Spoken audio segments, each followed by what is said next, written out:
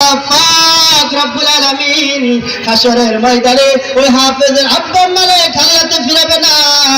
যে ব্যক্তি আলেম হবে ওই ব্যক্তির আব্বা মারে কে আল্লাহ পাক খালিয়াতে ফিরাবে না।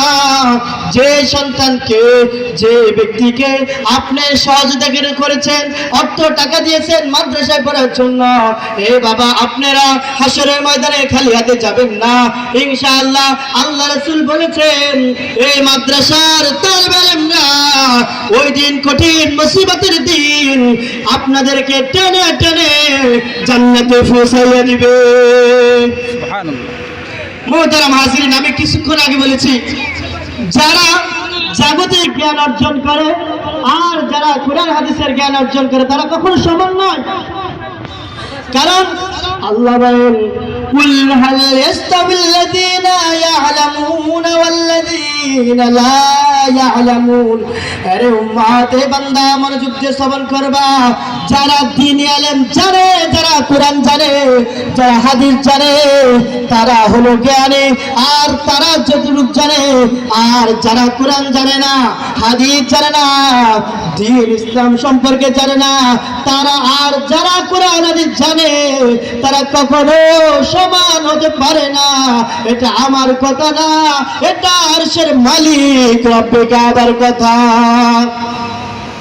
মুহতারাম হাজিরিন, এই জন্য আমরা যারা এখনো আমাদের সন্তানদেরকে দ্বীন শিক্ষা দিতে পারি নাই, ইসলাম শিক্ষা দিতে পারি নাই, দ্বীনের জ্ঞানে দ্বীনের আলো আলোকিত করতে পারি নাই, আমরা এখন থেকে চিন্তা করি আরে আমার সন্তান সে কি হচ্ছে, কোথায় যাচ্ছে, তার ভবিষ্যৎ আমি কি কামনা করছি।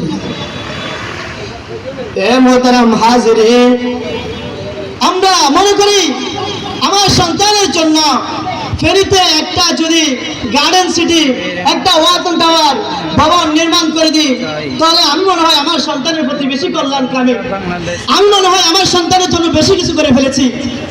মনে করে ব্যাংকে যদি কিছু টাকা রাখতে পারি, সন্তানকে যদি জেনারেল শিক্ষা একটু শিক্ষিত করতে পারি তাহলে মনে হয় আমার সন্তান আমার প্রতি সন্তুষ্ট হবে, মনে হয় তখন মনে হয় আমি আমার সন্তানের প্রতি ইনসাফ করে ফেলেছি। না না বাবা, আপনার মতো জালেম কেউ হবে না। আপনি আপনার সন্তানকে দ্বীন শিক্ষা করেন নাই, কুরআন শিক্ষা করেন নাই, ইসলাম শিক্ষা করেন নাই, আপনার সন্তানকে আপনি দ্বীন শিক্ষা থেকে বিমুখ রেখে জেনারেল লাইনে শিক্ষায় শিক্ষিত করেছেন। আপনি আপনার সন্তানের প্রতি কল্যাণকামী না, বরং আপনি আপনার সন্তানের প্রতি সবচেয়ে বড় জুলুম করেছেন, আপনি বড় সবচেয়ে জুলুমখোর। এর কারণ হাশরের ময়দানে আল্লাহ পাক রব্বুল আলামিন হিসাব করে দিবেন। আল্লাহ পাক বলবেন এ ফেরেশতা যাও যাও, এ বান্দা